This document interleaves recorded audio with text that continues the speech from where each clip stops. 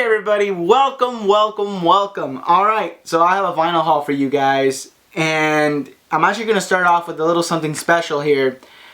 I met up with a buddy of mine about a week or so ago. He's getting married. I've known this guy for about 10 years, and we used to go to a ton of shows together. So he's moving out. He's not going to be able to keep everything, so he held on to a couple of his favorite pieces to give to me. So big shout out to my buddy Alex. Congratulations to you and your fiance. I hope you guys have like the most awesome wedding, and just wish you guys the best. And I really appreciate you holding on to these for me. It means a lot. So let me show you what he gave me. Starting off here with Comeback Kids Rainy City Sessions. This is an exclusive pressing from the Record Store Day from 2015. It's a colored vinyl. It's still sealed, and it'll continue to stay sealed. I'm gonna preserve it. He took great care of it. I have listened to this online, and it's a great session. Covers Tutorial Pissings from Nirvana, which is one of my favorite Nirvana songs from the Nevermind album. But yeah, completely didn't expect this. This is really awesome. I've seen them a couple times live. Not quite sure if it was a Chain Reaction or somewhere else, but they have made it on the bill before, and I've enjoyed their music for years now. So that'll be on my wall, along with these two posters that he gave me. So apparently he's been into collecting posters for a while now, and he gave me two that he thought I would really enjoy, and boy was he right. Starting off here with this poster here, Bleeding Through's Halloween Massacre from 2006. Actually, from October 27th, 2006. This is from a show they played at the Glass House in Pomona. It is a silkscreen poster. This is number 54 out of 102. I love when they make posters like these. I actually took it apart and felt the paper, because you can feel the texture of the ink. It's really cool. It depicts a killer pumpkin guy killing a bro couple, I think. And if you guys aren't familiar with bros, I think it's a Southern California thing. It's where a bunch of these dudes would ride around in lifted trucks, and they wore SRH, and some of them were closet Nazis. A lot of them are really racist. But anyways, this is now going to be on my wall, proudly displayed. Really cool. The artwork is by Brent Van of Tattoo Revolution. So this thing is about 10 years old at this point. And then the next one here is Betrayed's Substance poster. I believe this came with their CD. He framed it up. Now this is significant because this is one of the last shows I remember going to with him. And he invited me. It was their last show at Chain Reaction. A lot of bands got their start and ended their careers at that venue. And it's a really small and intimate venue, so the shows are just amazing. And I've never seen a dog pile bigger than this shows. I mean, the stage was completely gone. There was no more band. There was just a mountain of bodies. The sing-alongs are great. The pit was live. I mean, everything about that show was just everything I would want for my last show. The other show that I remember seeing him at was at Bleeding Through's last show, which is fitting with this poster here that I got on the side. He was there with his fiance, and I just remember them getting smashed because everyone just rushed the stage. Everyone was stage diving. I got stepped on. I got punched a couple times. I had to go outside because I was dying. I was choking under everyone's sweat, and it was disgusting, but a fun show. So yeah, he gave me these two posters.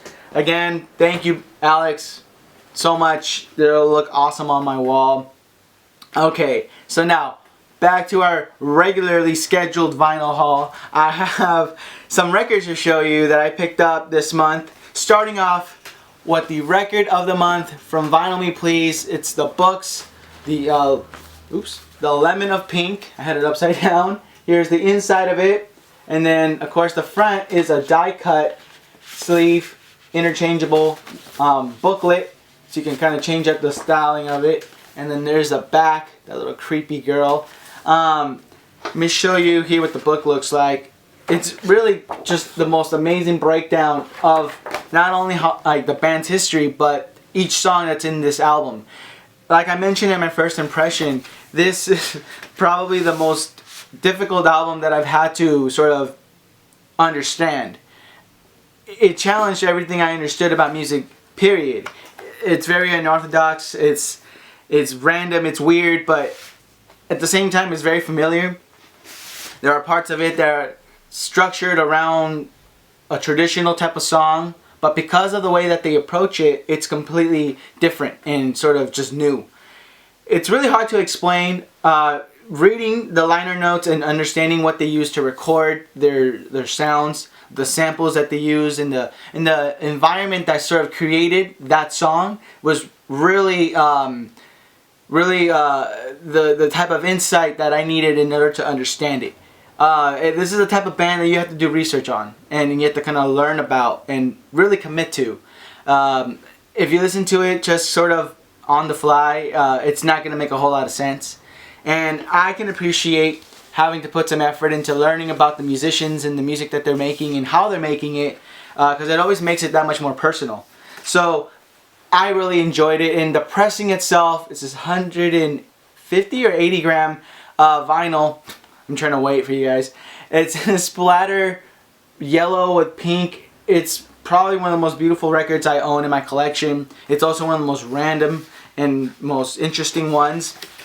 If you can get your hands on this type of pressing from Vinyl Me Please, I recommend you do so. If you listen to them digitally, the experience on the player is different from the digital download or the CD. It's just more personal. So there's that record, which again is an awesome pick, and I'm already excited about this month's December's record of the month. I'll show you what that looks like in a couple weeks. Now, these next two records are actually from my girlfriend. We had an anniversary back in October. No, I'm sorry, September. And October's her birthday. But anyways, I didn't get a chance to show them to you guys because I had so many other records to get through. So I'm finally getting to them now. She ended up buying me Adele's 21. She's so beautiful on this album. It's a heavy duty pressing, just a solid black record. You get some really beautiful black and white pictures. We both enjoy Adele. We also both hate the fact that her music is overplayed on the radio. And that's the reason why a lot of people don't like Adele that much, because they've just been traumatized by how often and her songs were being played.